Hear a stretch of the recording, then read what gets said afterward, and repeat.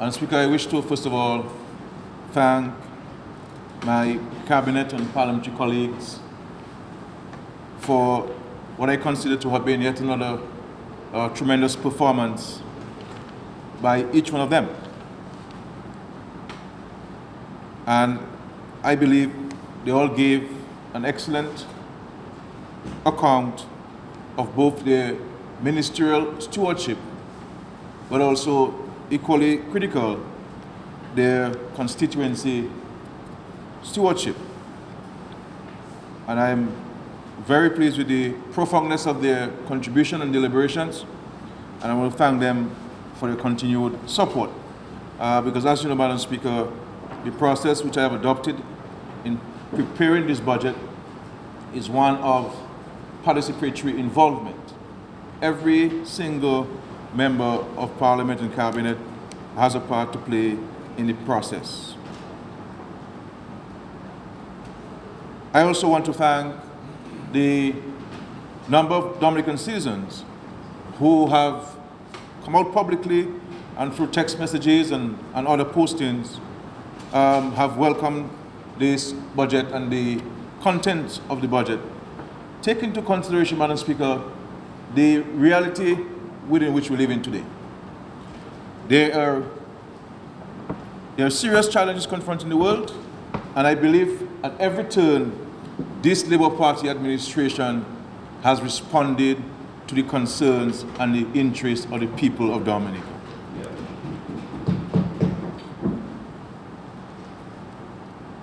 I waited, Madam Speaker, for the rebuttal by the leader of the opposition.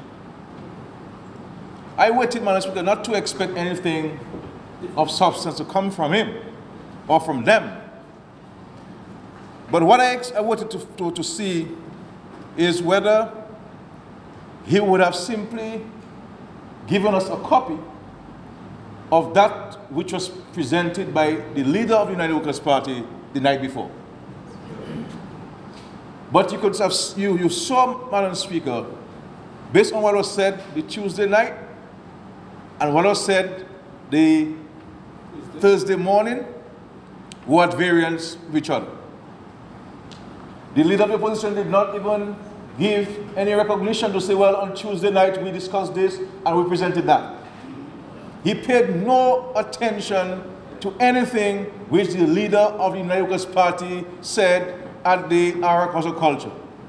Because he himself has come to conclude, as have all of Dominica, that what the leader of the United Workers' Party said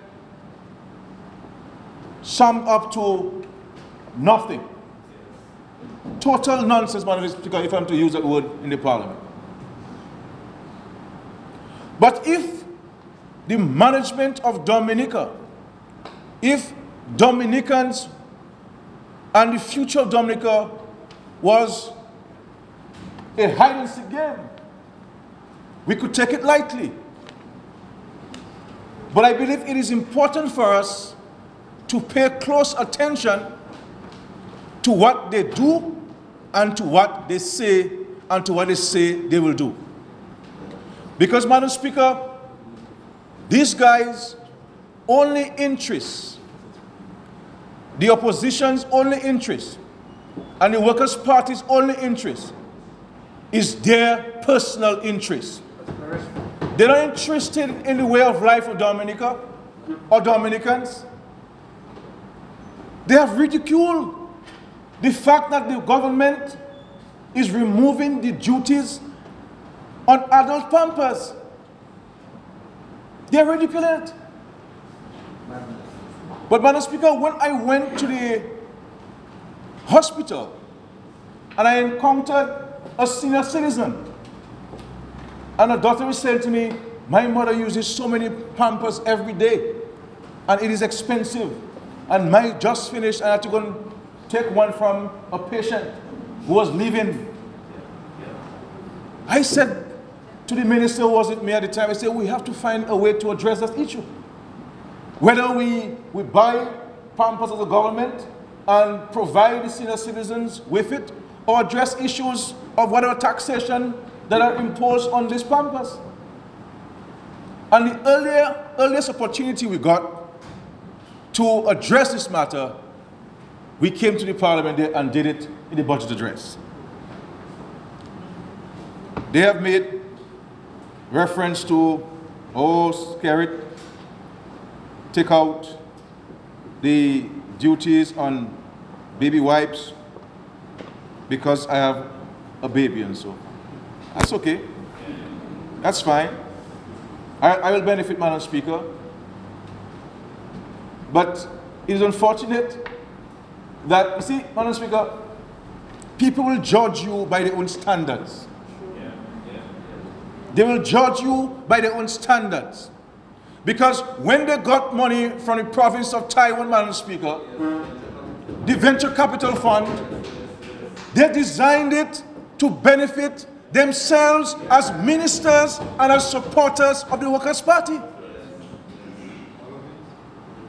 When they put in projects in place in the north, and a sitting Prime Minister, Madam Speaker, would set up a company, and this is public record, Madam Speaker, so I can speak about it, and sets up a company and lists all the government projects where he will get work from to submit to a bank owned by the government of Dominica.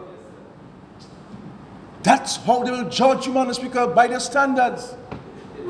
By their standards, Madam Speaker.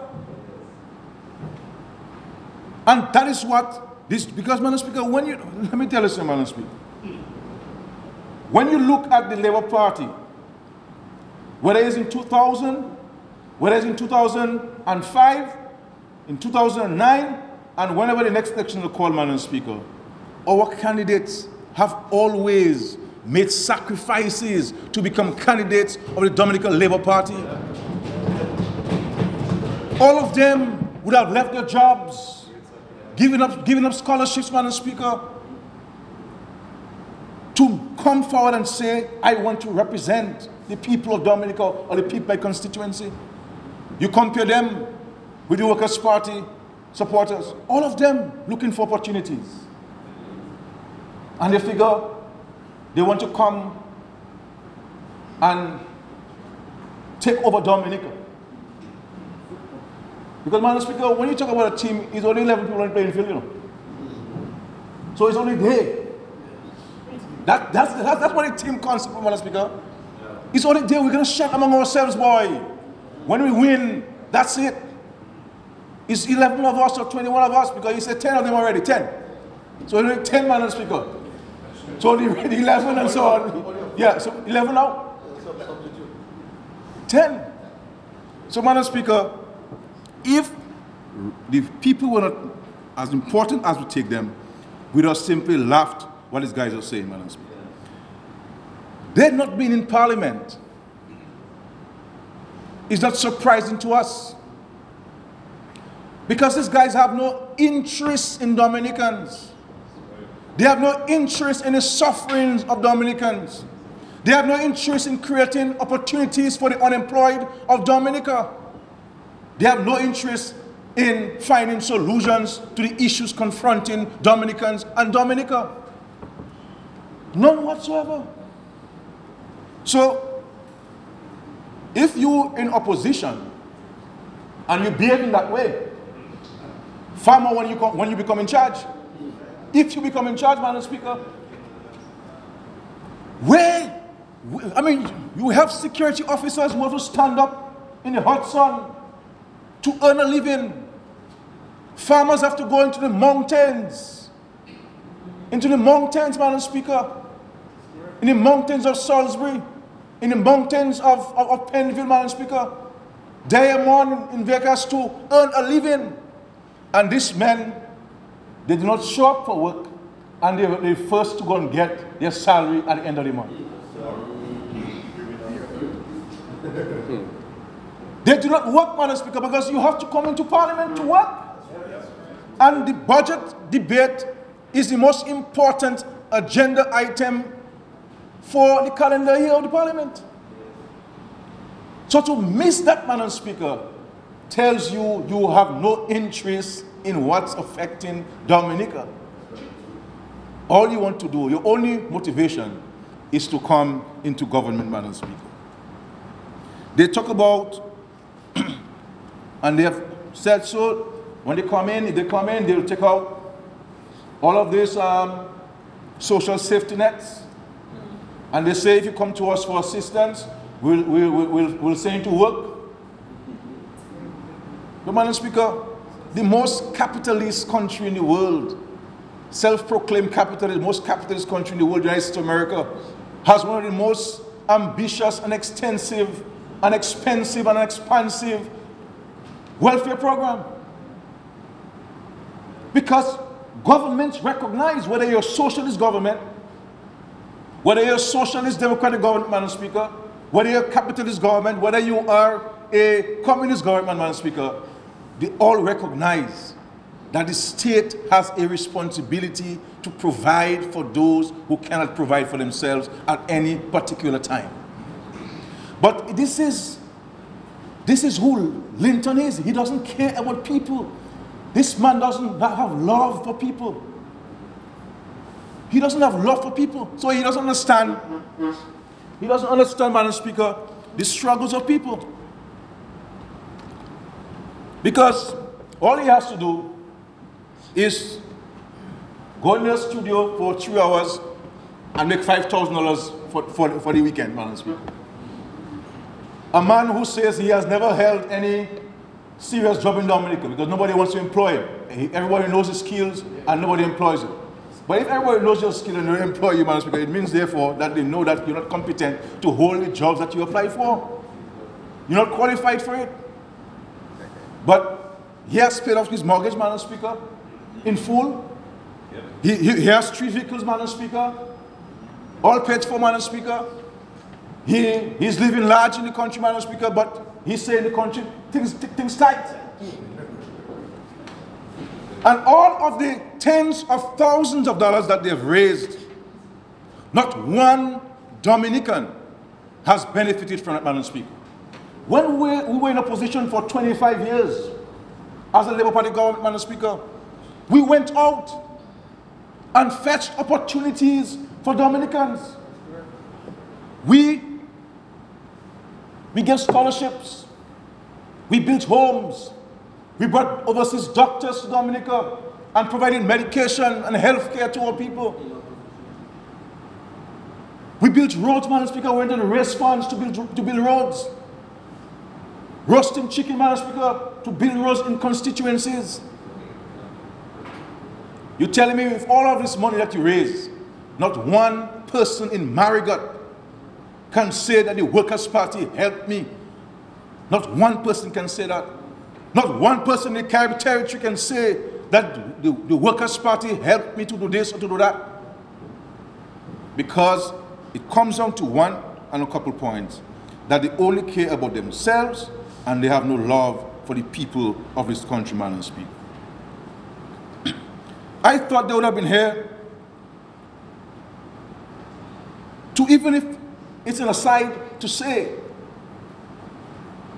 that people 70 and over who have helped to build Dominica, we are standing and we are building on the foundation set forth by the senior citizens of Dominica. And Madam Speaker, when we go across Dominica and we meet senior citizens, they all tell us, Mobile want a pension, Madam Speaker. They want a little pension, Madam Speaker. They work in the roads, they work in the schools, they were fishermen, they were farmers, they want a little pension, Madam Speaker. And we are saying to them that in this budget, we are responding in a tangible and practical way to that particular concern which you have. And there will be hundreds of Dominicans in that age category who will benefit, irrespective of your political affiliation. 70. Once you're a Dominican and you're 70 and older, you will get it. That's what we're about. That's what we're about, Madam Speaker. And they talk about raising grants, increasing grants by 40%. Now, I was shocked when I heard that. Because they accused me and they called me a beggar. Because I go out and negotiate financial resources and other forms of assistance for the people of Dominica. And without that ability to go out and negotiate, Madam Speaker, there are a number of things which we will not be able to have in this country. The National Employment Program, which every member of Parliament and over 800 young Dominicans are benefiting from, is as a result of the government's ability to go out to negotiate. Because when we wanted to implement the program, we were told that we cannot finance it from the Treasury. And Dominicans can speak to numerous projects and programs that have come by way of grants. So they're now talking about increasing grants by 30%. Now, Madam Speaker, countries have relationships. But that doesn't mean automatically you get money from them or you get assistance from them. It's about sincerity. So you cannot have relations with China without making very clear that you support the international law which states that there is but one China. You cannot want to benefit from the people of Venezuela and from President Maduro if you are quoted by the ambassador here and the embassy here of cursing Venezuela left, right, and center. And with your poor fiscal management that you're proposing, that there is no way the European Union will put money into a country or a government that is reckless within management of state finances. Madam Speaker, because of our prudent management of the resources, we are one of a few countries in CARICOM which receives budgetary support from the European Union. From the European Union, Madam Speaker, and you have heard the ambassador of the European Union to Barbados and the Eastern Caribbean say how he loves to work with Dominica because they are transparent with their fiscal policies. So when a country gives Dominica assistance, Madam Speaker, it does so because it feels that there is sincerity, Madam Speaker. You cannot just go and say, I come for money. You can't say that, Madam Speaker. Oh, I'm from Dominica, you know where I'm from already. And you know, Mr. Madam Speaker, you like to fight. I understand, Madam Speaker. And Mr. Madam Speaker, the ministers here, no, I don't gossip, Madam Speaker. So when I speak with facts, Madam Speaker. As a big man like that, Madam Speaker, that he can't even behave himself, Madam Speaker, that he had to go to the United States for a whole month for anger management. Anger management. Oh, you didn't know that? Dominicans, you didn't know that? Anger management, Madam Speaker. Let me tell you something, Madam Speaker. When you go to CARICOM meetings, or you go to Latin American meetings, Madam Speaker, that can get heated, you know. I already see, Madam Speaker, man come to near punches, you know. And you have to stay calm and cool. But a man like that, Madam Speaker, is he gas, Madam Speaker. Madam Speaker, it blows under the Prime Minister, you know, Madam Speaker. We cannot have men like that who at their age, 57 years, 58 years, have to go to right America to get anger management treatment and therapy. Because, Madam Speaker, running the country not easy, you know. This thing is high stress. And you have to be able to manage yourself and keep calm, Madam Speaker. You see me always cool like a cucumber, Madam Speaker. I mean, men put blows on me every day, Madam Speaker. You see me cool and so on. I mean, when I fire my shots, men afraid. You understand? But if you have to go for anger management treatment, Madam Speaker, so, Madam Speaker, my time up already? Are you? Yes. Madam Speaker, I know your acting deputy likes to take time of people, but I don't know you do that. But please, 20 more minutes. Mr. Chairman, I move that 20 more minutes be given to the Prime Minister. Madam Speaker, very sorry. I move that 20 minutes be given to the Prime Minister for the completion of his Madam Speaker, I support, seconded. It has been moved and seconded that the Honourable Prime Minister be given a further 20 minutes to complete his rebuttal. Those in favour? Aye. Those against? The ayes have it. And Madam Speaker, I'm hearing the leader of the Workers' Party saying that Skerrit steal his idea and he's going to bring it for the OECS heads in St. Vincent and the Grenadines over the weekend and so on. Still what? Still idea? I mean, Madam Speaker, this thing of ferry has been there since Patrick Manning was Prime Minister of Trinidad and Tobago. We've been discussing that. Patrick Manning came to our cabinet there and spoke about this, Madam Speaker, because Trinidad bought 2 fast ferries, Madam Speaker, and they wanted to see, because of the expense of it, it could go to the other islands so that they could make the money back. I met the guy who bought these fast ferries for Trinidad. I met him in St. Vincent last year. I met him in Trinidad the year before he came to Dominica and spoke to us about this. We've always been discussing this, but we have always maintained, Madam Speaker, that requires private sector investment. Still idea, I mean, what idea Lennox Linton has for anybody to steal idea, Madam Speaker? I mean, so that is total foolishness, Madam Speaker, to say that we steal his ideas, Madam Speaker. Madam Speaker,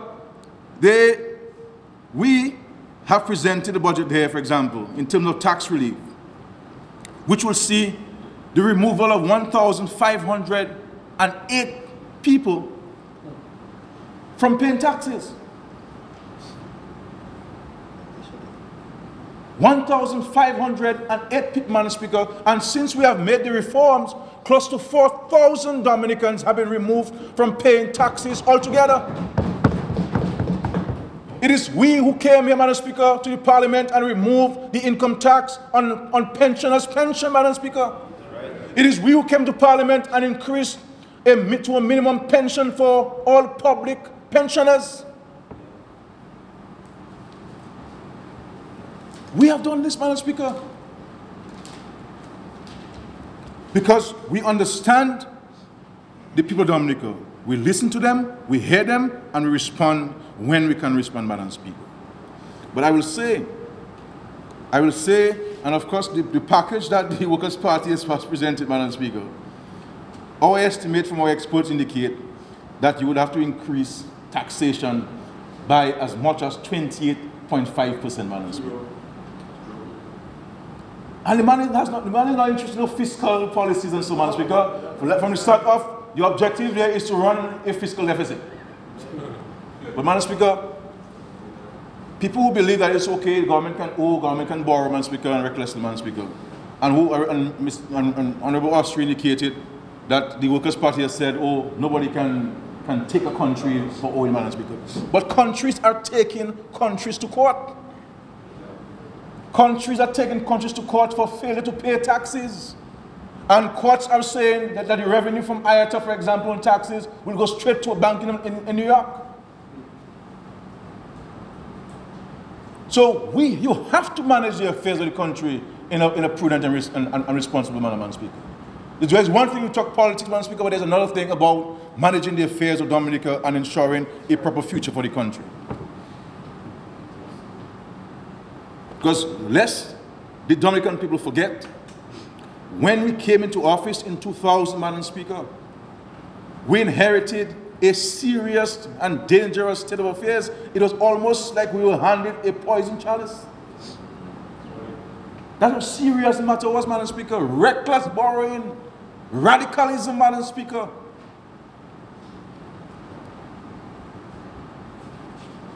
Every single supplier of goods and services in Dominica was being owed. $25 million owed to Social Security, Madam Speaker. We had to pay all of it back. The Labour Party had to pay all of it back.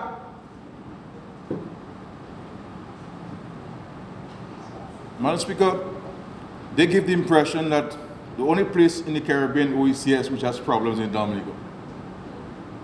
There's one country, I don't have to name countries here, where the Prime Minister says to me and to us that his fiscal deficit is as much as $137 million. Which means, Madam Speaker, he has to borrow every month to meet his salary and other payments, Madam Speaker.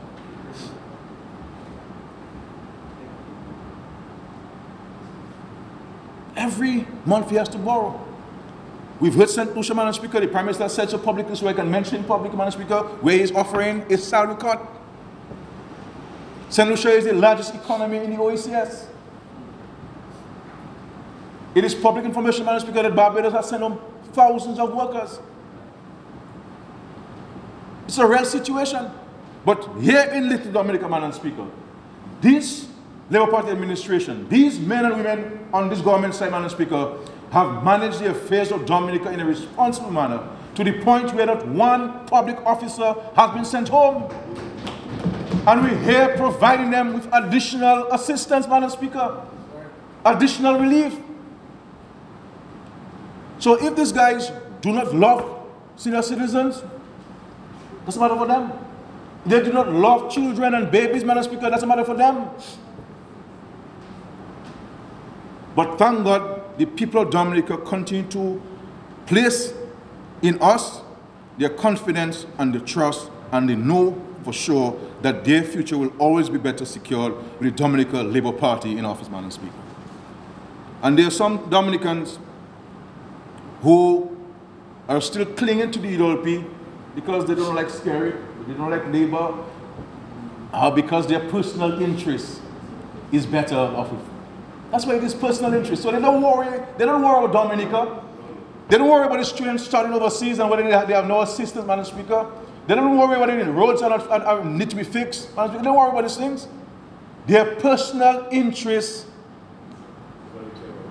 will be secured with UWP, Madam Speaker, even if they know that Linton is not a man who is suited to run anything in Dominica, far more the Commonwealth of Dominica, Madam Speaker.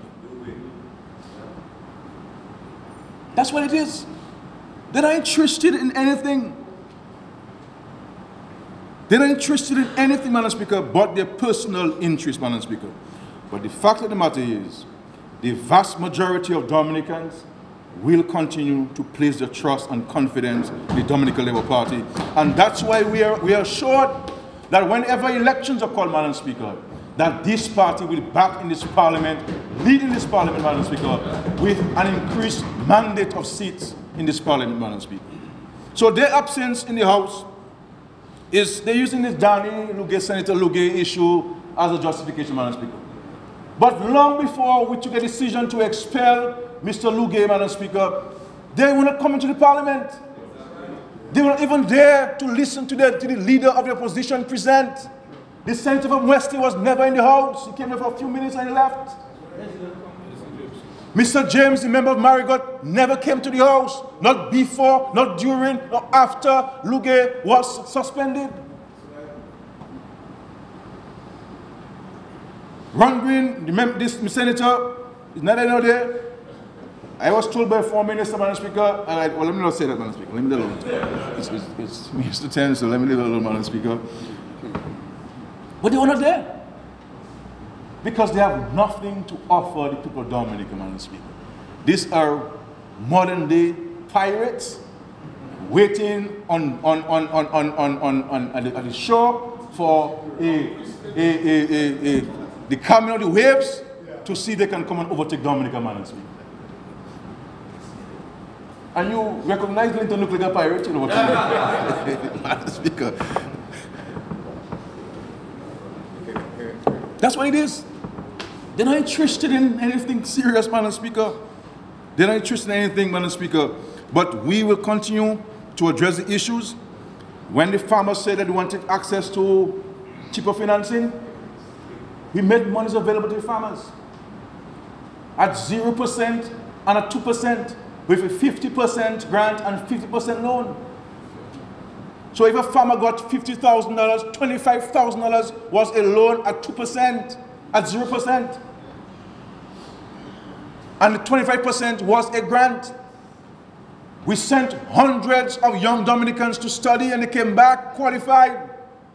The economy has not grown to the extent where it could absorb everybody. What we did, we created a program to the point, Madam Speaker, we are in the process of sharing with the rest of CARICOM the Dominica model of the National Employment Program. Because some countries have it, but they say that it's not being implemented properly. In our case, Madam Speaker, young people are engaged in actually doing things to the point where employers are so happy and pleased with the quality of the young people's work that they're not absorbing them into their own establishments. So every day, Madam Speaker, we get a letter saying, I have employed so-and-so full-time. Thank you very much. So we have to now terminate the contract with that person, Madam Speaker. There are health issues. We continue to provide better healthcare facilities, more trained doctors, more consultants, more nurses, more equipment, Madam Speaker. And I find it strange, Madam Speaker, a doctor who works here, I see him criticizing the hospital, Madam Speaker. You are the one. I'm not a doctor, Madam Speaker. You are the one paid by the taxpayers to give better health care. So if you're criticizing the Ministry of Health or the hospital, you must hold yourself responsible. IP. These are guys, Madam Speaker, the taxpayers paying them, and they're out in Anguilla and Montserrat working while we're paying them. That's the problem, Madam Speaker. That's the problem, Madam Speaker. But anybody who supports Workers' Party is a dishonest person, Madam Speaker. These guys are interested in nothing. So these are the guys who advise Linton to say that when Workers' Party come into office, they'll privatize the hospital, Madam Speaker. And when they privatize the hospital, people 18 years and younger who are getting free medical care, it will stop. Persons 60 years and older who get free medical care, it must stop because government no longer controls the hospital. It's privately owned by two people who are supporters of the Workers' Party. The $500 which you pay for a CT scan, in Antigua it is $1,700, so it must be increased to $2,500. Blood work, which is $40, must be increased by 100%. That's what it is. That's what these guys want. Also, when I tell you, Madam Speaker, is a bunch of modern-day pirates, Madam Speaker, these are the things I'm talking about. So if it's talk, they want to talk, Madam Speaker. Let us talk. And they come there speaking their stethoscope and so on, you know, Dr. IP and so on. IP doesn't want me to talk about IP, you know. Because at the time, Madam Speaker, I just know, Madam Speaker, we'll have time. We'll have time, Madam Speaker. Because these guys have no interest in people. They have no interest in Dominica. Just themselves. And it is not fair to the people of Dominica, Madam Speaker. Madam Speaker, I came to this parliament at age 27, you know. At age 27, I ran against a government in office. I ran against a government in office, Madam Speaker, with a full scholarship on the World Bank to go to study. I gathered up to represent the people of the Vegas constituency and to make my personal contribution to Dominica's well-being. In my early years, Madam Speaker, I sat along with Pierre Charles, his soul rest in peace, talking about an IMF program. Staying in cabinet 1 o'clock and 2 o'clock in the morning, fighting the IMF. What has Linton done in Dominica? Besides curse people and go to St. Kitts and to curse Tim and the other guys, and to go to Antigua to curse Lester Bird and Asset Michael and call him the most corrupt man in the whole world. And next morning, the same corrupt Asset Michael that he called is paying his salary to curse Baldwin Spencer. And he went to St. Lucia with UWP to curse and Kenny Anthony. So a man who is known as an errand boy for political parties in anything, because that's why when these people here, when King in St. Lucia, when Douglas in St. Kitts, and when Spencer and the Labour Party in Antigua heard that Linton became the leader, they all laughed. But that's why I just see me as no leader, so then the man come here, the man work for us, man on the program in the morning and so forth. But you know, I mean, he's no leader. So they're laughing. I mean, it's a fact that they're laughing, Madam Speaker. I don't talk about myself, Madam Speaker. I never like talking about myself. But I can tell you that when I decide not to go to certain meetings, Madam Speaker, I am literally harassed to come to those meetings. To come to those meetings. Because when we go there, we make our contributions. We speak fairly, we speak constructively, we speak from an informed standpoint, Madam Speaker, and we speak with respect. And when I go to meetings, Madam Speaker, I am representing Dominica, Madam Speaker. But we do so with respect to others, Madam Speaker. So, let us understand, Dominica, that we are in a very interesting time. You have the Workers' Party on one side, and you have Labour on the other side, Madam Speaker. We have a track record in office, they have a track record in office, Madam Speaker. You compare this, and there is no choice to be made in Dominica. The decision is clear. Very clear, Madam Speaker. Very, very clear, Madam Speaker, to make at the appropriate time. Madam Speaker, I want to thank again all of my colleagues here, all of the people who made suggestions on the private sector and various interest groups, individuals, Madam Speaker. I want to thank them. I want to thank the Ministry of Finance and in particular the Financial Secretary, who I believe is a great asset to Dominica, Madam Speaker. She is, I want to say, Madam Speaker, she's a fiscal hawk. Madam Speaker. But that is good for the country, Madam Speaker. It's important that you have public officers who have that discipline and who goes the extra mile in putting the extra hours, Madam Speaker, in the work, Madam Speaker. And the CAPSEC and Mr. Lambert and all the others within the public service, all the permanent secretaries, everybody, Madam Speaker. But we have had a track record of program implementation of the public sector investment program of over 75%. I believe we have to find ways, continue finding ways of making government work better for the people of this country. You know, we have to do things more diligently. Things which can be done in half a minute, do it in half a minute. Things which can be done in 1 day, do it in 1 day, not 100 days later. You know, but it's a struggle we have to continue, and it's going to require the concerted effort of all of us, Madam Speaker, because in those difficult times, it cannot be business as usual, Madam Speaker. We have to put all our hands to the plow and deliver to Dominica, Madam Speaker. I want to, I do not want to talk about my constituency, Madam Speaker. This is a community, a constituency. When I came in 2000, Madam Speaker, we were literally a forgotten people. Penville was considered to be behind God's back. I mean, it was a shame of how Pal Reps treated this constituency, a constituency that has never been in opposition. Especially Penville, Madam Speaker. When he came in, Madam Speaker, I mean, the roads and the homes and people, I mean, education, you know, Madam Speaker. Madam Speaker, I'm ending, Madam Speaker, in 2 minutes.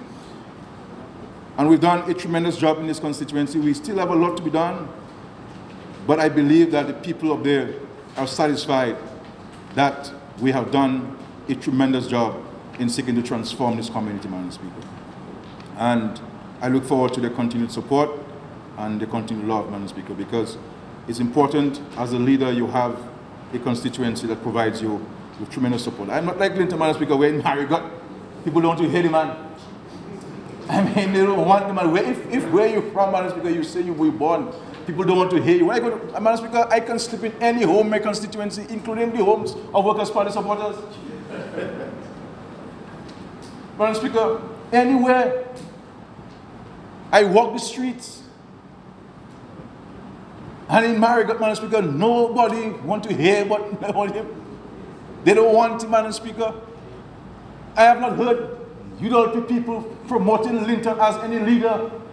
You don't hear it, Madam Speaker. Because they know within their hearts that this man is not fit to be any leader. Nowhere in Dominica. Not the boys' court, Madam Speaker, the church choir, nowhere, Madam Speaker. Everywhere he has gone, he has been known to be a troublemaker, Madam Speaker. A troublemaker. So, Madam Speaker, I want to again thank everybody, and we look forward to implementing this budget to the benefit of all our citizens, Madam Speaker. Thank you.